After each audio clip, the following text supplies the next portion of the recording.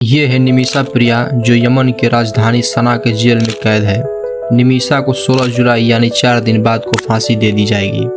निमिषा पर एक यमन के तलाल अब्दो मेहदी नाम के शख्स के कत्ल का इल्जाम है, जिसके लिए निमिषा को 16 जुलाई को फांसी की सजा दे दी जाएगी। कहानी की शुरुआत होती है 2008 से केरल के पलक्कड़ से। निमिषा प्रिया पेशे से एक नर्स है। नर्स के कोर्स कंप्लीट करने के बाद निमिषा अपने बेहतर फ्यूचर के लिए 2008 में यमन पहुंच गई और वहां पर उसने यमन की राजधानी सना में एक सरकारी हॉस्पिटल में नौकरी शुरू कर दी।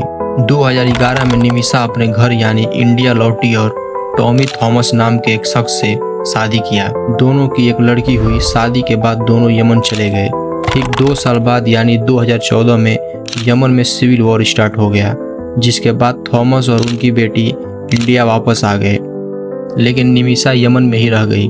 2015 में निमिषा ने खुद का एक क्लिनिक खोलने का सोचा, लेकिन यमन के कानून के हिसाब से कोई गैर यमनी अपना नर्सिंग होम नहीं खोल सकता। तो निमिषा ने एक local businessman Talal Abdo Mehdi के साथ पार्टनरशिप में क्लिनिक खोलने का फैसला लिया। 14 बेड वाले क्लिनिक को खोलने में निमिषा और उसके पति थॉमस ने अपनी सारी जमा पूंजी लगा दी। यमन में 2015 के मार्च में अभी भी सिविल वॉर चल रहा था, जो जाहिर है कि ऐसे में क्लिनिक बहुत चल रहा होगा। लेकिन तभी अब्दो मेहदी की नीयत खराब होती है और वो पैसों की घोटाले करने लगता है और साथ ही में निमिषा के साथ फर्जी मैरिज सर्टिफिकेट बना रखा होता है और उसी सर्टिफिकेट के आड़ में निमिषा को ब्लैकमेल करता रहता है।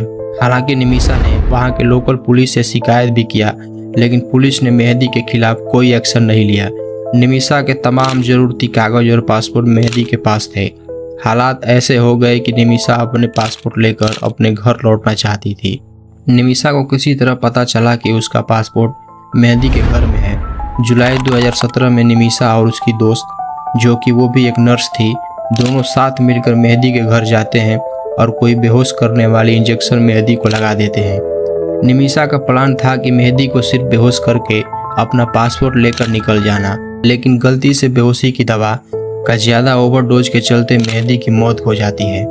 निमिषा और उसकी दोस्त पुलिस से बचने के लिए घबराकर मेहदी के बॉडी के टुकड़े करके उसी के घर के टैंक में छुपा देते हैं। कत्ल के राज खुलने के बाद निमिषा और उसकी दोस्त की घर में मौजूदगी साबित हो जाती है, जिसके बाद पुलिस उन्हें अरेस्ट कर लेती है।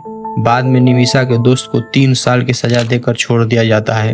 निमिषा ने कन्फेशन में कबूल कर लिया, लेकिन साथ में यह भी बताया कि उसका मकसद मेहदी को मारना नहीं बल्कि उसे बेहोश करके पासपोर्ट लेना था, लेकिन अनजाने में ओवरडोज दवा के चलते मेहदी की जान चली गई।